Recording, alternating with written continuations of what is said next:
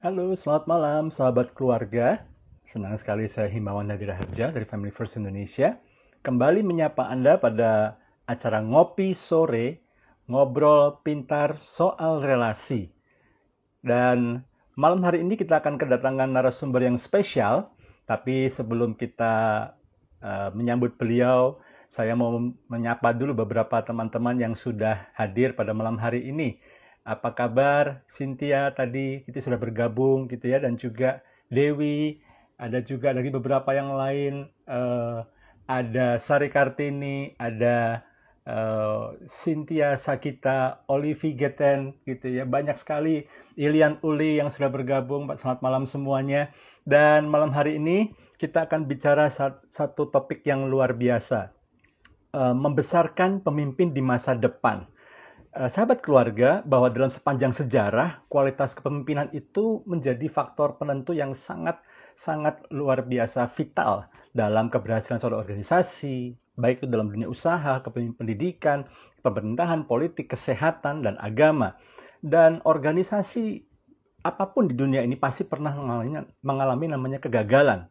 Salah satu penyebabnya adalah faktor kepemimpinan yang kurang memadai. Nah, ada sebuah pernyataan yang sangat terkenal berkaitan masalah leadership ini atau kepemimpinan ini, yaitu bahwa pemimpin itu tidak dilahirkan, tetapi dibentuk. Dan proses pembentukan seorang pemimpin bukan ketika dia bersekolah, bukan ketika dia sedang berada dalam sebuah karirnya, tetapi justru proses pembentukan seorang pemimpin itu dimulai dari sebuah lembaga yang bernama keluarga. Nah, malam hari ini saya akan ngobrol-ngobrol dengan seorang narasumber yang luar biasa. Beliau sudah purna waktu dari sebuah perusahaan yang besar luar biasa, tapi beliau masih cukup sibuk menjadi founder daripada founder dari sebuah kegerakan yang berkaitan dengan anak-anak muda, advisor dari Kingdom Business Community, dan ada banyak sekali segudang pengalaman beliau yang membuat beliau punya hati yang luar biasa soal leadership. Itu kenapa kami Family First Indonesia menghadirkan beliau pada malam hari ini. Langsung saja saya mau mengundang Bapak Paulus Bambang. Bapak Paulus Bambang yang sudah kita ya, masih ya. Oke. Iya. Selamat malam Pak Paulus. Selamat malam. Apa kabar Pak? Iya, kabar baik. Wah, lama nggak ketemu, dan kita ketemunya online dulu nih Pak. Sebelum nanti kita ketemu langsung ya Pak ya. Iya, betul. Iya. Dan Pak Paulus ini selalu senyumnya khas, dan setiap kali saya ketemu Pak Paulus tuh tidak pernah kelihatan lesu, selalu semangat terus Pak Paulus. Luar biasa. Iya, Pak Paulus. Iya, ini sekarang kesibukannya, justru saya lihat perhatiin masih makin sibuk ya Pak Paulus ya, dibandingkan dengan sebelum-sebelumnya saya perhatikan. Ya, kalau dibandingkan sebelumnya tentunya tidak. Cuman sekarang saya memilih karena saya tahu persis kondisinya, saya ingin bergerak ke bidang yang lain, saya memilih yang benar-benar komersial. Benar komersial itu cuma 3 hari, mungkin 3 hari, 3 hari setengah, yang Senin, Rabu, Jumat itu betul-betul saya bekerja sebagai advisor di perusahaan-perusahaan itu udah fix ya. Kemudian Selasa sama Kamis saya mau santai, cuman kalau ada permintaan seminar juga ada begitu. Tapi saya sudah membagi waktu saya sedemikian sehingga saya nggak sibuk seperti dulu. Dan saya tidak sebagai eksekutif tapi sebagai advisor. Jadi enak Pak Him. Advisor itu cuma nyuruh-nyuruh. Ya. Sebagai komisaris independen, advisor sana-sana cuma nyuruh-nyuruh. Nanti minggu depan mereka lapor, ya, ngerasain enak. Ya. Jadi seorang yang tidak bertanggung jawab secara eksekusi gitu ya. Jadi sekarang lagi menikmati masa-masa itu. Masa-masa itu yang sangat menarik.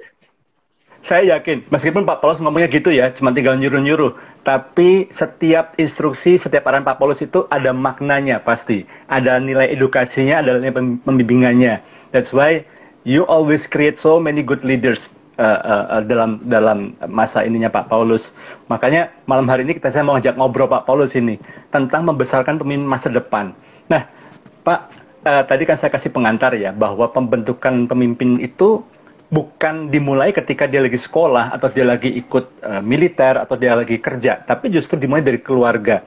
What do you think, Pak, tentang peran strategis keluarga dalam pembentukan pemimpin ini? Mungkin kita mesti define dulu pengertian pemimpin, karena saya sebagai penulis buku kepemimpinan, kadang-kadang orang bingung mengenai kalimat pemimpin.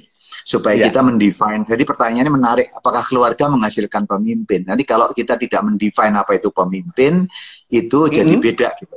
Jadi kalau kita sederhana aja lah, selalu ada sederhana, kita bagi dua.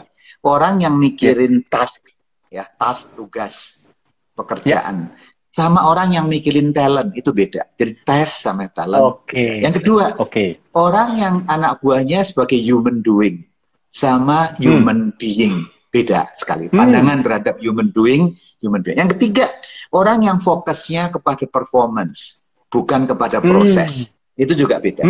Jadi kalau kita anggap aja tiga itu ya, satu, kita lihat seorang itu define fokus kepada task, kepada talent, fokus kepada human doing atau human being, fokus kepada performance atau fokus kepada proses. Nah kalau gitu, itu dengan itu aja udah sangat berbeda. Misalkan kita kenal dalam bahasanya gampang pemimpin, tapi saya define kayak kepala seksi, kepala bagian, itu kan jelas dia itu membawain task, seksi, bagian. Kembali kita beda, itu adalah kepala seksi, kepala bagian, itu bagian task sebelah kiri tadi kalau kita bisa yang fokus kepada task, ya. Yang kedua, supervisor, supervise, apa pekerjaan, penyelia, itu juga pekerjaan. Kemudian manager, manage, itu juga pekerjaan. Jadi pekerjaan atau task, kemudian performance, human doing, itu sebelah kiri itu buat saya itu tanda petik bukan pemimpin lah. Dia hanya sekedar orang yang hanya kepalai sesuatu, ya kepala seksi, supervisor atau manager. Tapi ada juga yang lain, misalkan kita bicara sebelah apa yang kaitannya dengan talent. Kita bicara mulai bahasa Indonesianya mungkin gampang, petinggi gitu. Petinggi itu pemimpin enggak? Ya, bahasa Inggrisnya mungkin superior sama subordinate, ya masih dikit lah, lumayan gitu. Kemudian kita bicara soal pejabat itu pemimpin nggak? Karena pejabat itu kan, pejabat, apalagi pejabat tinggi ya, itu dia pemimpin orang nggak? Pejabat kementerian, yang dipikirin tugasnya kementerian atau orang-orang di kementerian? Pejabat BUMN. Gitu kan? Kalau dia mikir apa? Jangan dia adalah menteri keuangan. Yang dipikirin keuangan atau orang-orang yang ada di keuangan? Menteri sumber daya manusia. Ya, itu sumber dayanya atau apa? Jadi itu adalah pejabat-pejabat yang tetap masuknya juga banyak tugasnya di performance. Nah, kalau kita bicara soal pemimpin, bahasa Inggrisnya leader, baru leader. Karena leader itu tandingan follower, baru ke human. Kalau kita lihat aspek ini ya. Kalau kita lihat pemimpin mana, gitu kan ya. Kalau kita pemimpin dalam arti leader dan follower, pemimpin bukan manajer, bukan pejabat petinggi. Di sini peran keluarga itu sangat besar.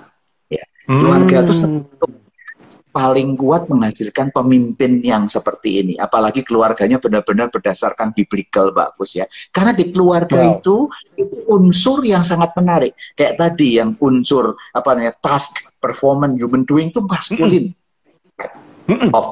Kemudian soal talent, soal proses human being itu feminine job. Ya, dua bersambung dari itu. Nah, di keluarga itu pertemuan kan suami, istri. Seorang yang megang kepemimpinan, suami leader atau imam, istri itu penolong. Gitu kan ya. Imam dan penolong. Keluarga itu bagaimana anak itu menghasilkan, kalau dia mau belajar maskulin dari task, dari performance, dari human doing, dia tidak belajar dari papahnya. Karena itu adalah tapi kalau dia belajar feminine type, adalah soal talent, soal human being, soal proses, soft skill of the people as a leader, dia belajar dari mamanya. Dua-dua itu masuk feminin itu bisa jadi kalau dia betul-betul dari keluarga yang baik, hubungan suami istri baik, kemudian keluarga itu benar-benar sakinah glory, sebetulnya anak itu bisa melihat dua yang tidak mungkin dia temukan di organisasi manapun. Mau organisasi kantor, organisasi apapun, nggak akan bisa.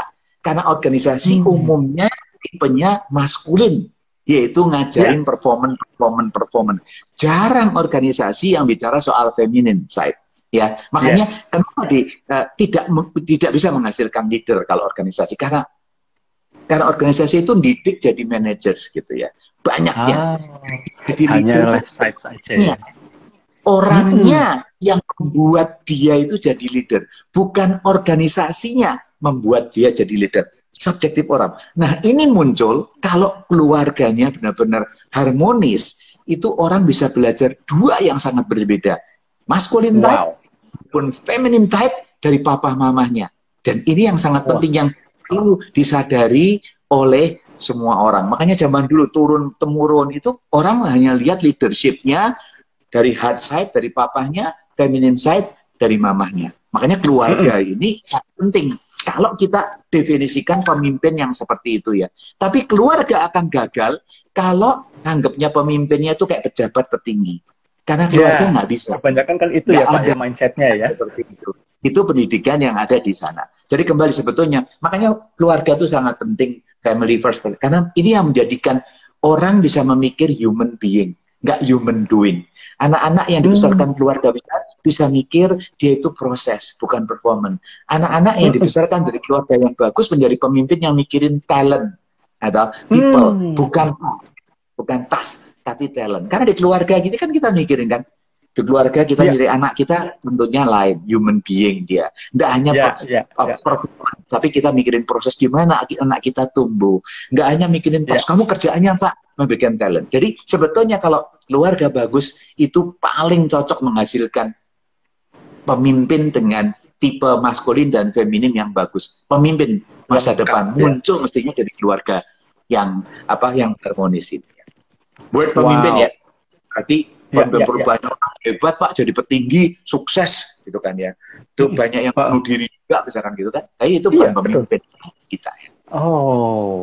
Oke. Nah Pak, itu kalau tadi Pak Paulus katakan memang ada hal-hal yang dipelajari dari sisi ayah ya, yang masculine type, ada yang feminine type dipelajari dari ibu.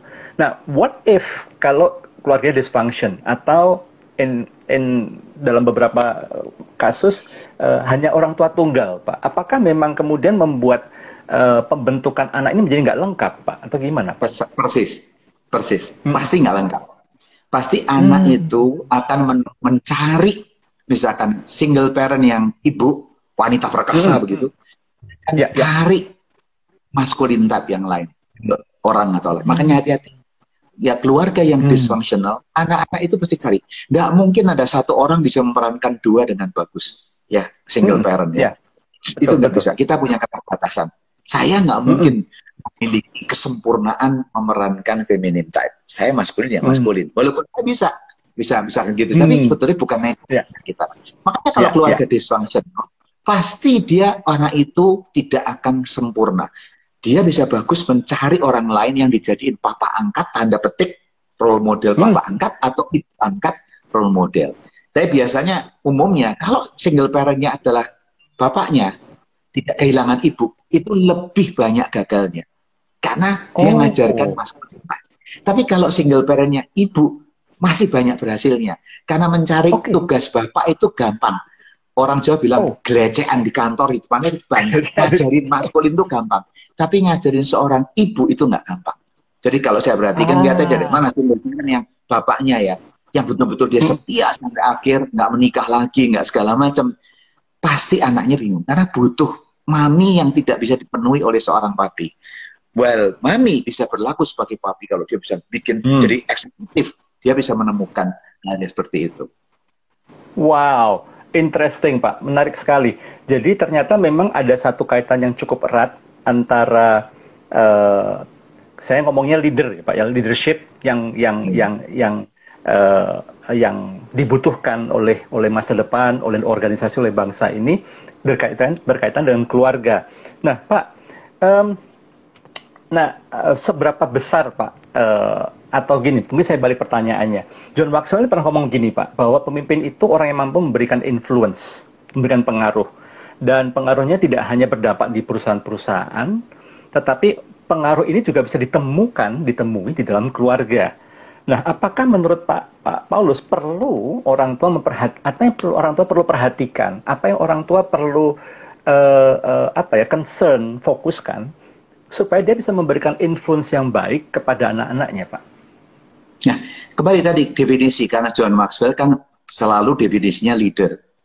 Ya. Tapi berapa persen sih orang yang aware bahwa dia itu sebagai leader? Nggak banyak loh.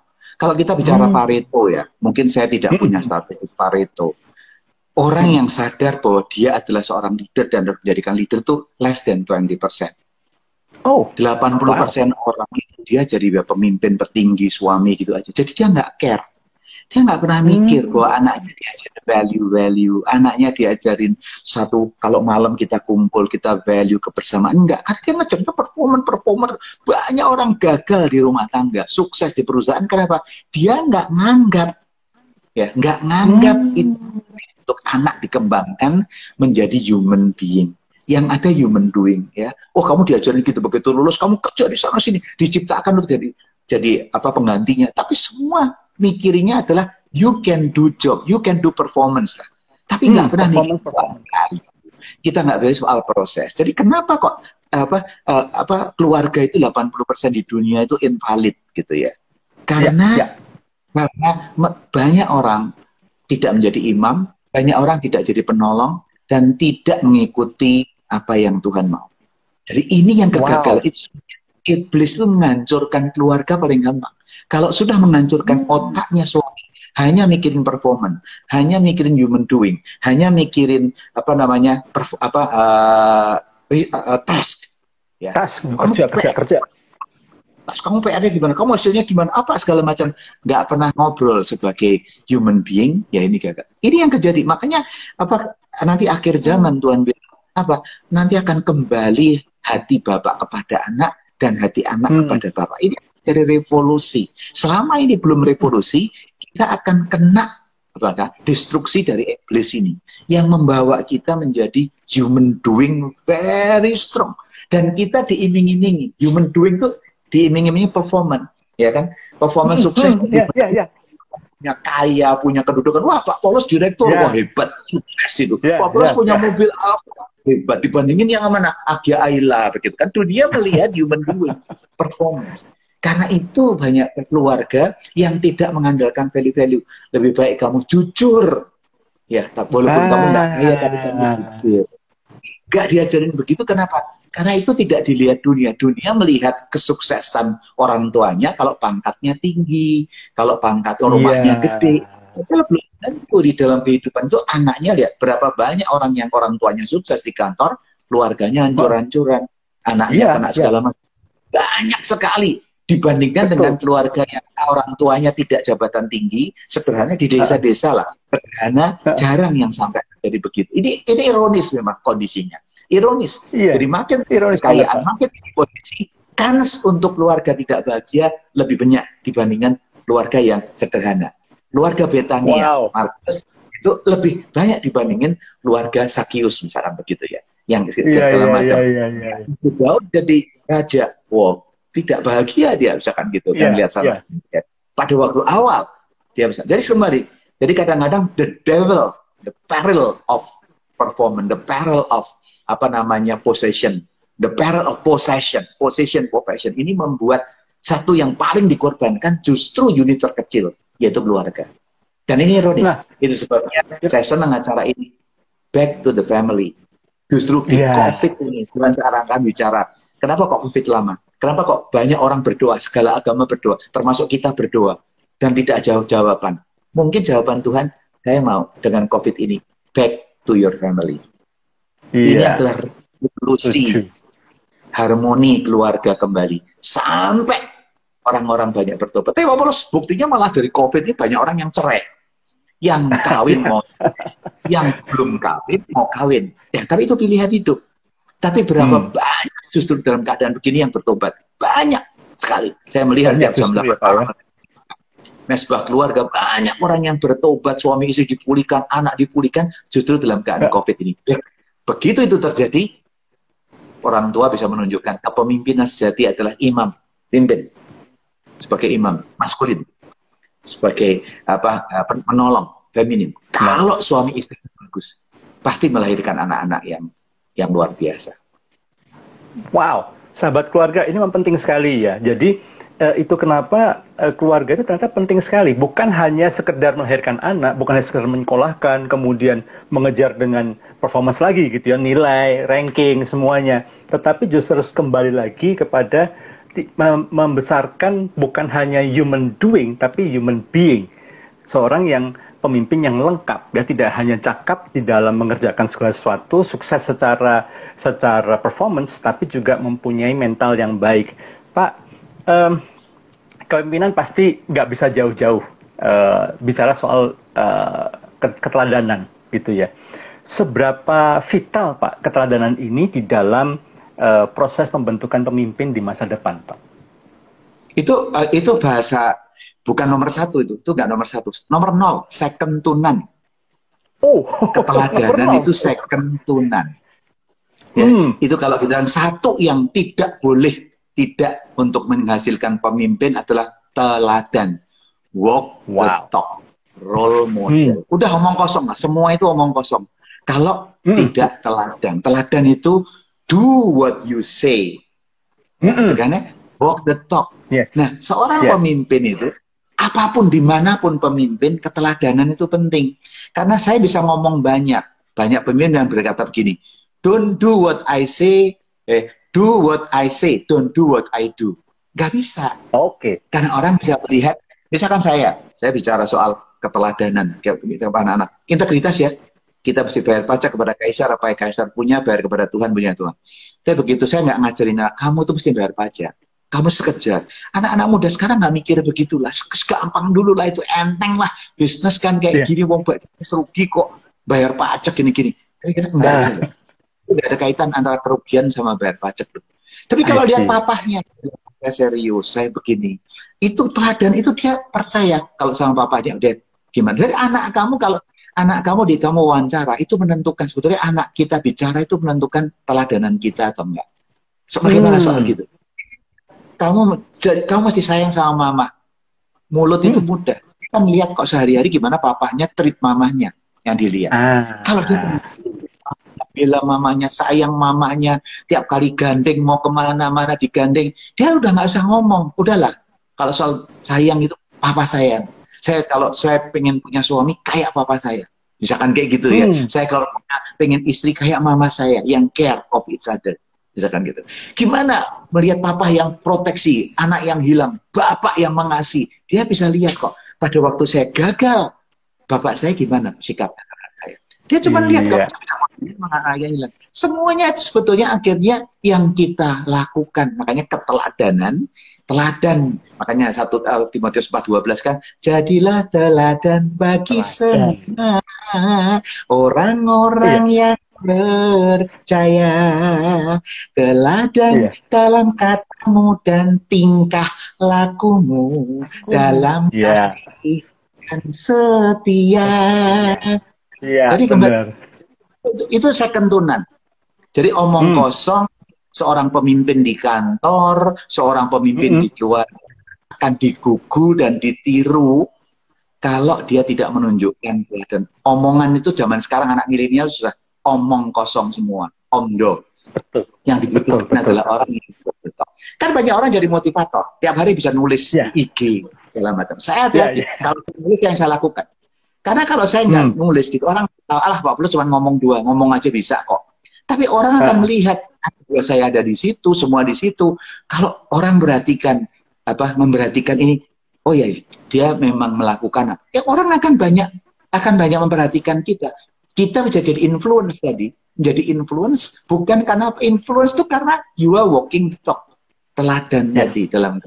Dan akhirnya jadi role modelen itu keteladanan. Influence nggak walking the talk. Karena itu jadi motivator. You can, motivator kan banyak bikin apa-apa. Kenyataannya gimana? How you respect people. How you respect people. You respect others. How you respect orang, itu orang akan lihat dari keteladanan kita. Jadi making Wow. influence itu mulai dari itu Pak Himawan. Wah, keren, keren, keren Pak. Jadi memang teladan itu, saya suka sekali statementnya tadi. Teladan itu bukan nomor satu, teladan itu nol, second to none, gitu ya. Itu sudah harga mati, harga mutlak, tidak bisa ditawar, dan itu sudah pasti sangat vital sekali perannya dalam membesarkan pemimpin masa depan. Nah, Pak, kita bicara soal topik kita hari ini, membesarkan pemimpin masa depan. Dari pengalaman Pak Paulus ya, dalam dunia kerja maupun kemudian juga membimbing banyak sekali calon-calon pemimpin.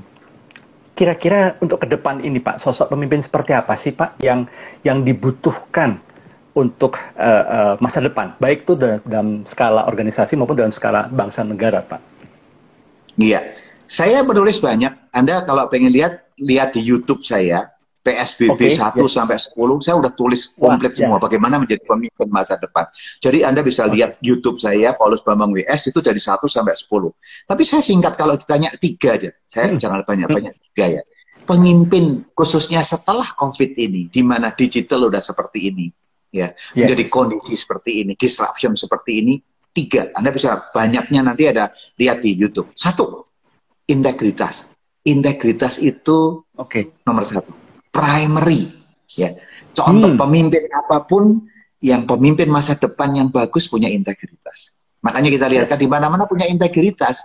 Kalau dia punya integritas, walking the talk, ya dipilih lagi. Kalau enggak, ya kita belajar, gitu kan? Kita belajar dari Amerika. Sekarang orang Amerika belajar cari orang yang berintegritas, gitu kan ya? Di tempat kita juga belajar. Apa kok kita yang menang siapa? Akhirnya orang yang dilihat integritas enggak?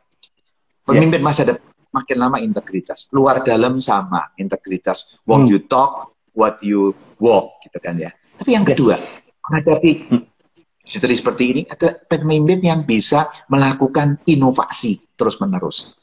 Jadi bukan hanya integritas, tapi dia innovate, dia killing his own path, gitu kan. Kalau sekarang saya sukses dengan cara A, dia innovate untuk killing ini. Dan innovate itu menjadi terus. Kalau orang inovasi, nggak punya creativity, nggak jadi pemimpin masa depan. Ini sekarang inovasinya perlu nih. Kalau dulu 2 tahun sekali, mungkin sekarang jadi setahun sekali, sebentar lagi jadi 6 bulan sekali inovasi. Betul. Yang ketiga, ya, engkau bisa punya integritas bagus, punya inovasi bagus. Tapi yang ketiga, intimacy, relationship dengan kolega, relationship dengan anak buah. Intimacy itu sangat penting. Bagaimana kita bisa intim sama anak buah, intim dengan partner, intim dengan supplier, intim dengan stakeholders. Dan 3 sini aja, nggak usah pakai 5-10 ya. Rasanya ini akan menjawab kemungkinan. Misalkan Anda jadi pemimpin politik, nomor 1 integritas paling penting, jadi gubernur. Yang kedua, inovasi, daerahnya dijadikan sesuatu yang baru. Yang ketiga, intim dengan apa? Rakyatnya. Ya, jadi orang di sini datang ke sana melakukan kunjungan turba, itu ingin intim dengan orang bawah.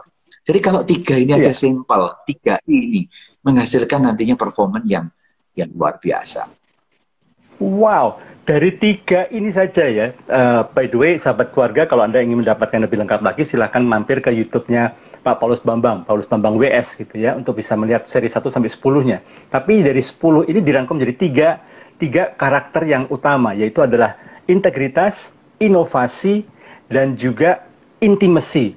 Dari 3 ini saja semakin kuat lagi bahwa memang 3 kualitas ini memang mau tidak mau untuk bisa memilikinya, bentuknya harus dari keluarga ya Pak ya. Karena di 3 ini memang dibentuknya dari keluarga, gitu ya. Berdasarkan kejujuran, orang tua yang mengajarkan, ya kan, jujur dalam, misalnya disuruh ke warung, balik lagi kembaliannya bener nggak, gitu ya. Jujur udah ngerjain PR atau enggak. Jujur misalnya kalau dapat kebagian pekerjaan rumah tangga, benar-benar dikerjain dengan tekun enggak. Jadi kemudian yang kedua juga bicara soal inovasi, kreativitas. Apalagi nih sekarang masa PSBB, masa pandemi ini banyak ibu-ibu yang kreatif ya, mulai bertanam, kemudian masak semuanya. Termasuk juga kreativitas orang tua supaya anaknya nggak ke gadget melulu gitu ya, kasih aktivitas-aktivitas yang lain, itu juga memancing kreativitas. Dan yang ketiga, intimacy. Justru di masa pandemi ini memang Tuhan izinkan supaya keluarga ngumpul, supaya mengasah intimasinya satu sama lain, karena ini sangat diperlukan. Wow, Pak, bicara soal intimasi secara spesifik lagi, ada satu kasus klasik Pak, kasus klasik, yaitu namanya kesenjangan generasi. Wah, ini yang menjadi di topik-topik di banyak kesempatan dalam seminar semuanya, ketika saya memberikan seminar juga pasti pertanyaan seperti itu. Ini antara generasi kolonial sama milenial, katanya. Ada istilah begitu, Pak. Generasi milenial sama kolonial. Zamanmu bukan zamanku, Pak. Jadi karena zaman kita beda ya, kehendakmu bukan kehendakku, gitu ya. Jadi siapa yang harus ngalah kalau begini, Pak? Kan banyak orang tua gini, ini aduh anak kok buat ya saya ini ya. Ini gimana sih ini? Nggak mudeng saya. Siapa sih yang harus ngalah, Pak? Apakah memang orang tua yang seringkali dalam kalau di gereja, Pak, disindir dengan khotbah-khotbah, orang tua harus punya hati Bapa, atau justru anak-anak yang harus ngalah, Pak? Yang kadang-kadang juga disinggung, disindir dengan khotbah, ayo anak harus punya hati anak nih. Siapa yang harus ngalah, Pak, kalau begini nih, Pak? Kalau saya mau jawab ya, ini juga pertanyaan banyak. Itu tuh pinter-pinternya para writer saja. Yang gitu bilang ya? kolonial, itu pinter-pinternya orang yang penulis saja. Nggak ada itu. Fakta bahwa saya, anak saya beda ya pantas dong. Saya dulu sama bapak saya beda, beda generasi kok. Beda 25 tahun, beda 30 tahun, pasti beda. Itu pinter-pinternya orang, milenial, generasi Z, X, baby boomer, pinternya dia untuk cari duit. Kalau saya bilang itu normal, nggak usah dibilang mau milenial, mau generasi Z, pasti beda, mau beda 30 tahun kok. Itu pasti dan beda. itu sesuatu banget, Pak, ya. Kan pasti beda. Karena apa yang terjadi 30 tahun yang lalu dengan sekarang pasti beda. Jadi anak sekarang lebih gadget. Ya dulu zaman saya juga lebih maju dari papa saya, gitu kan ya. Jelas lah. Cuman sekarang, kadang Pak, sekarang anak bayi aja udah bisa. Ya, nanti anaknya dia juga akan bilang papahnya yang sekarang itu juga obsolete. Ya kan, anak saya sekarang udah punya, saya punya cucu bilang, halah, papa baru bisa komputer gampang. Sekarang cucu saya baru 13 bulan, udah bisa pencet-pencet kok cari baby shark. Siapa yang ngajarin? Enggak, lihat papahnya aja pencet-pencet. I see. Kemudian generation gap gini itu pinter-pinternya orang ngomong aja. Tapi itu akan memang generation gap terjadi, tapi tidak perlu dikatakan kolonial vs milenial segala macam, nggak ada. Tergantung dari kita. Saya termasuk kolonial.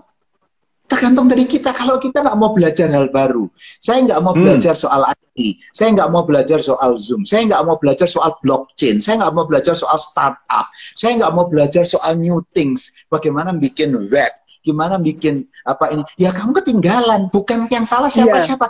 Kamu itu yang ketinggalan zaman. Bukan anak beda sama anak kamu. No.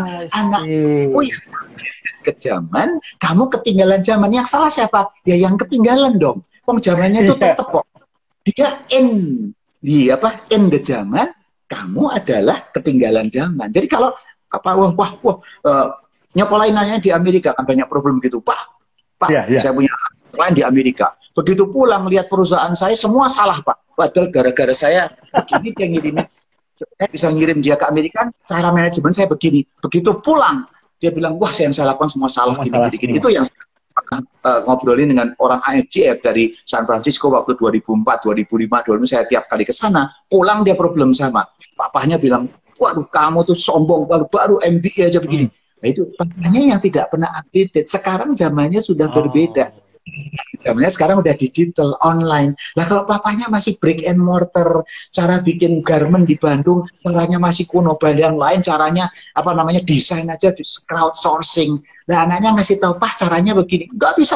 Yang ketinggalan zaman itu yang nganggap dia jadi kolonial. Jadi tidak ada orang tua yang ketinggalan. Tidak ada orang tua yang kolonial. Yang kolonial adalah dia yang tidak ikut zaman. Saya pengen maju. Saya bisa diskusi sekarang anak saya yang baru lulus dari perguruan tinggi di Amerika misalkan. Menantu saya, dia seorang CFO di finance manager di Australia. Saya bisa debat soal finance, saya bisa debat soal blockchain, saya bisa debat soal saham. Hari ini ngomong saham anak saya, kayak gimana? Anda bisa lihat kan tulisan-tulisan saya di Instagram saya ngomong soal Instagram, pengikut saya di banyak yang anak-anak milenial. Dan saya selalu ngikutin. Saya kalau posting gini, siapa yang ngasih komen? Yaitu blockchain. Artinya apa? Sebetulnya nggak ada itu. Nggak ada kaitan. Yang menyebabkan generation gap adalah orang yang tidak ngikutin zamannya. Belum tentu orang tua. Juga yang nggak ngikutin loh. Anak-anak untuk sekolah di Amerika gayanya nggak ngikutin zamannya. Sekolah ya sekolah, tapi nggak ngerti apa-apa itu digital, nggak ngerti apa-apa segala macam. Begitu pulang jadi kayak gini. Dia kelihatannya di generasi Z, tapi cara pikirnya, cara kerjanya generasi kolonial. Jadi waktu saya tanya, lo kamu Kamu di Silicon Valley kan, saya tiap kali setiap tahun saya pergi ke sana, ketemu sama orang-orang orang Indonesia, orang tuanya yang di sana, anak muda. Kamu tuh sekolah di sini, kamu masih muda dan ada di Silicon Valley. Tapi pengetahuan kamu kok kayak 10 tahun yang lalu kamu nggak ngerti apa-apa yang terjadi sih. Dunia sedang berubah kayak gini. Ya, dunia pengobatan akan berubah kayak gini, dunia kesehatan berubah gini. Kenapa? Kumpulannya dengan orang-orang yang kolonial. Makanya tidak selalu kids itu ya. Makanya kita mesti didik anak kita. Didik anak kita, kamu harus di zamannya. Ajarin papa untuk masuk ke zamanmu. Karena zamannya sudah. Makanya kan firman Tuhan, kembalikan hati bapak ke anak, ikut ke zaman. Anak ikut bapaknya nggak bisa.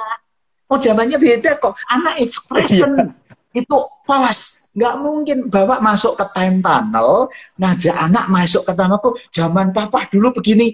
Masuk time tunnel itu adanya cuma di TV. Paling gampang adalah Back to the Futures paling gampang. Nah sekarang kan susah antara future sama old. Yang paling enak zaman sekarang ini loh. Zaman sekarang ini bapak mana orang gini. Enak zamanku toh ngomong kosong itu masuk time tunnel. Nggak bisa kita masuk time tunnel. Jadi jangan anak-anak jangan masuk kamu jangan sampai kamu tidak updated di zamanmu ya. Orang tua kamu tidak updated di zamanmu. Cara manajemen anak masih zaman kayak kita di manage orang tua. Saya dulu didik dengan cara begini. Saya melakukan gini. Itu enggak zaman nih. Itu zaman 30 tahun lalu. Cocoknya orang tua ngajarin do and don'ts. Sekarang kita ngajarin diskusi. Wong sekolahnya udah lain. Sekolahnya diajarin narasi. Dulu kita ngapalin. Nah, kalau kita nggak mau berubah, makanya di PSBB ini atau di COVID ini kacau. Karena dia cara didiknya beda dengan gurunya. Makanya banyak yang frustasi. Kenapa? Orang tua nggak mau masuk di zaman now. Ini statement yang sangat penting ini. Jadi, ini bukan masalah siapa yang harus ngalah, siapa yang harus bagaimana. Enggak. Tapi memang kita, baik kita dan anak kita memang harus hidup di zaman sekarang. Berarti tidak hanya bukan anak yang adaptasi dengan orang tua, tapi orang tua yang harus masuk dalam dunianya anak. Karena ini bukan masalah zaman old, zaman now. Ini masalah siapa yang tidak in, siapa yang tidak. Tadi statementnya bagus sekali Pak. Harus killing the past ya. Jadi apa yang sukses di masa lalu belum tentu works di zaman sekarang. Kita harus open mind terus, kita harus belajar terus apa yang works di zaman sekarang dan kita mengikuti perkembangannya. Pak, nah. Ini kalau ngobrol dengan Pak Paulus ini kayaknya bisa sampai jam 12 malam Pak. Tapi kayaknya nggak mungkin Pak. Ikhlas kita terbatas gitu ya. Karena kita hanya punya waktu 30-40 menit. Pak, tapi saya mau booking Pak Paulus untuk nextnya Pak ya. Ini ada pertanyaan Pak. Ada pertanyaan menarik ini Pak. Bagaimana dengan orang tua yang susah berubah? Yang nggak mau ngikutin perkembangan saat ini? Apa yang mesti dilakukan Pak? Ya, nomor 1, ikut IG Live-nya Family First. Nah, thank you, Pak. Ajak orang tua itu setelin video-video saya yang umurnya. Jadi Pak Paulus tuh udah 61, udah gini. Ngerti blockchain, ngerti soal startup, ngerti soal pre-money, soal post-money. Nah kalau Papa nggak mau cara manajemennya gini. Sekarang saya menjadi advisor beberapa perusahaan besar, family business sekarang. Yang saya mau tanganin, karena saya mau berubah jadi perusahaan keluarga menjadi perusahaan profesional. Makanya dia ngajak saya. Itu generasi kedua, generasi ketiga, kumpul. Saya bilang, yang jadi masalah kenapa? Generasi kedua, generasi atasnya, yang tidak cocok dengan zaman now. Problem dengan generasi berikutnya. Itu yang saya benahi. Saya bilang, kalau Anda nggak mau berubah dengan zaman now, ya repot. Cara manajemen ini dengan cara 20 tahun yang lalu kok. Tapi waktu zaman saya, Pak, ini kan sukses karena zaman kamu. Wis toh, zamannya wis kuning. Sekarang mesti berubah. Cara kayak gini. Kalau mau beli apa-apa itu mesti di touch. Nggak ada. Sekarang dengan digital. Mana ada. Kamu beli, sekarang siapa yang beli sayur? Masih ke pasar dalam kode gini. Belilah sayur box. Nah, udah pencet aja sayur box. Enak kok. Mikir yang lain. Sekarang kalau mau restoran ngapain kita suruh sopir datang ke sana, ongkosnya mahal, pakai GoFood kan gampang begitu aja. Betul.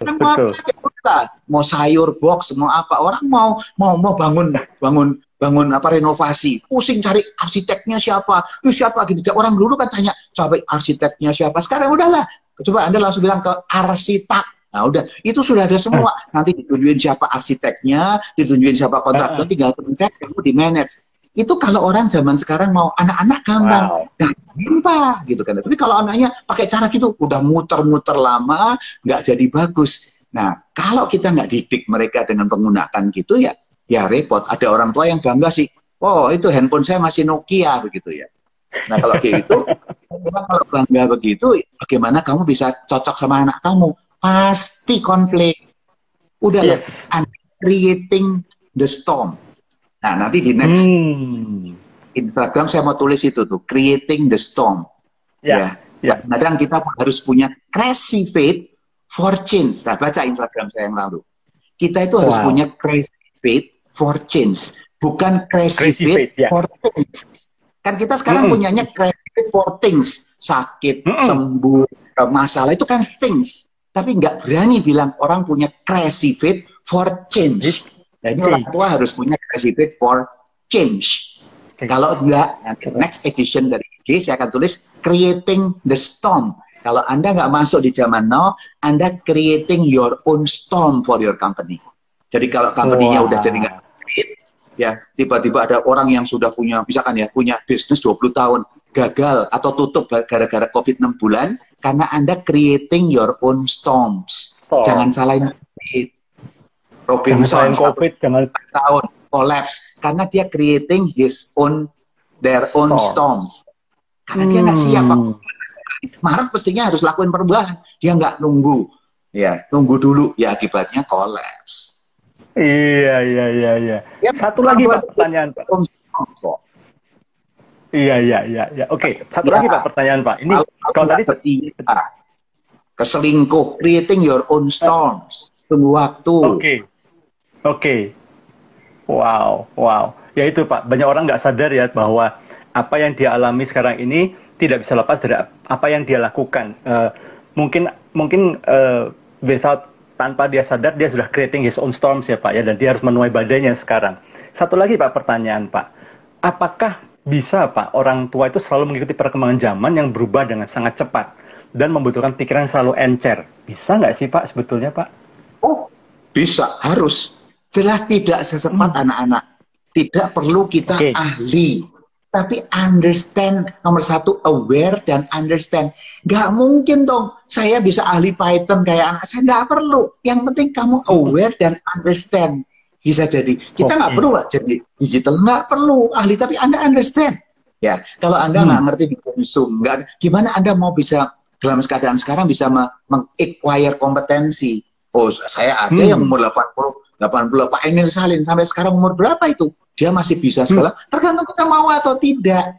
Jadi kembali kita tidak perlu mengharapkan expertise seperti anak-anak, karena untuk makin tua yang dibutuhkan tuh wisdom. Wisdom dimulai apa? You aware, you understand. Sehingga waktu anak ngomong, you understand. Nggak perlu Anda expert. Saya nggak mungkin tanding sama anak saya. Legend dong, nggak tanding anak saya soal financial reporting yang canggih-canggih dong. Tapi I understand. Jadi waktu kita ngobrol, kita bisa connected karena I understand. Bukan berarti I'm expert. Itu semua bisa sampai umur berapapun bisa. Dan saya udah melihat ya ada pemimpin perusahaan yang umur 83 sekarang masih salah satu public company di Indonesia. Dia masih datang masih sekali ya.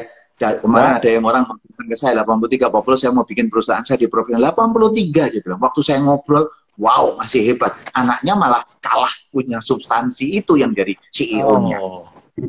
Sebetulnya tidak ada alasan untuk kita ketinggalan zaman. Tentunya jangan asumsi, wah saya bisa bikin bikin PowerPoint kayak anak saya. No point, tidak perlu. Yang penting kita perlu. Iya. Saya juga nggak wow. Jadi saya tanya, bisa nggak Iji pakai laptop? Saya juga tanya, tapi tanya. Tapi saya bisa pakai aja, tapi kalau bikin, ya enggak lah. Iya. Wow, tapi ini memang keren banget sih memang. Banyak orang tua yang, ya mungkin sekali lagi ya, masih dengan status saya ini orang tua, sehingga punya paradigma yang salah dan mencoba memaksakan apa yang menjadi keinginannya.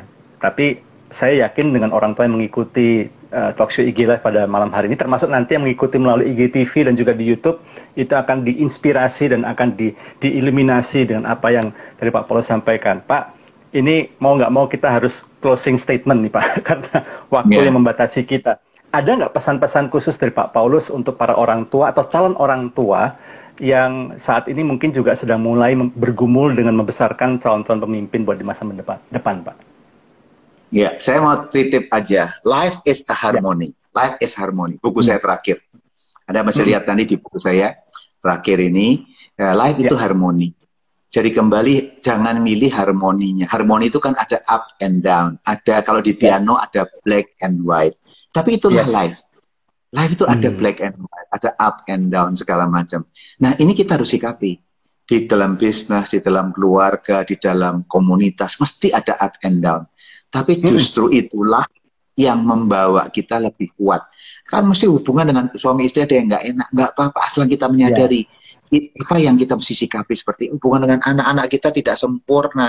Memang nggak ada anak sempurna. Ya, itu tugas kita. Jadi as long as kita tahu, life is harmony, up and down. Kita menyikapin dan enjoy the ride. Kadang-kadang kita mesti enjoy the ride. Kondisi begini, enjoy the ride. Dan yang ketiga, Anda harus accept the present.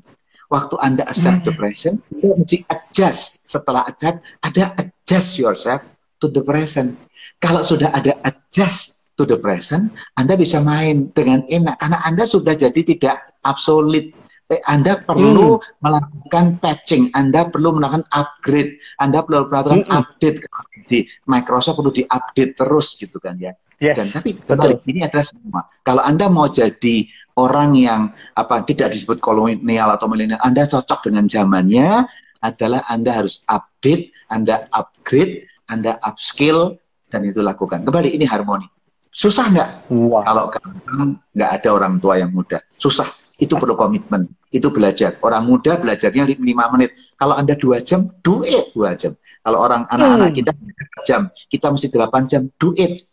Supaya untuk apa? Kita bisa bicara dengan bahasa anak kita. Bukan bahasa anak kita, maaf, salah. Kita bisa bicara dengan bahasa now.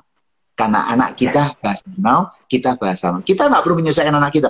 Jangan salah loh ya. Saya tidak pengen orang tua menyesuaikan anak. Nggak. Orang tua menyesuaikan zamannya. Kalau anak menyesuaikan zamannya, pasti TikTok-nya jalan. Wow, wah keren.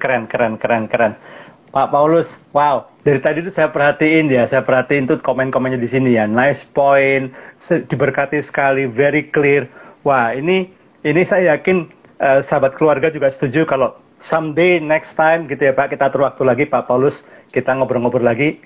Bisa ya Pak ya? Bersedia Pak ya? Iya, tapi jangan lupa itu beli buku Life is Harmony. Saya udah persembahkan kepada Tangan Pengharapan. Tangan Pengharapan. Siap. Seluruh hasilnya, termasuk royalti, saya serahkan kepada Tangan Pengharapan untuk bangun orang Indonesia Timur. Jadi jangan lupa. Siap Pak. Oke. Thank you so much Pak Paulus. Untuk insights-nya, untuk inspirations-nya sahabat keluarga, saya yakin setiap Anda menyaksikan, Anda juga pasti sedang, ini sedang bergejolak di sini ya, semangat lagi gitu ya, seperti di-inspire kembali. Dan saya yakin kok kalau kita mau dan kalau kita mau tidak hanya sekedar mau niat, tapi kita juga mau melakukannya, kita mau upgrade, kita mau upskill, kita mau do extra mile gitu ya. Meskipun kita harus belajar 2 kali lipat, 3 kali lipat dari anak kita, tapi kita mau melakukan, anak akan melihat bahwa, papa nggak usah ngomong bahwa ini, aku tahu papa sayang sama aku. Karena papa mau ngikutin, papa mau ngertiin aku, papa mau bicara dengan bahasa yang now. Dan itu akan membantu sekali proses untuk kita bisa membimbing anak-anak kita, tidak hanya jago dalam melakukan tugas-tugas, tapi juga punya karakter, punya compassion, punya inovasi, punya intimacy, dan juga punya integritas yang dibutuhkan di masa depan. Thank you Pak Paulus sekali lagi. Have a good night, have a good family time Pak. Terus bersemangat, jadi berkat ya Pak ya. Thank you so much. Dan sahabat keluarga, terima kasih. Sampai ketemu lain waktu. Tuhan memberkati semuanya. Ya, terima kasih. Thank you. Ya.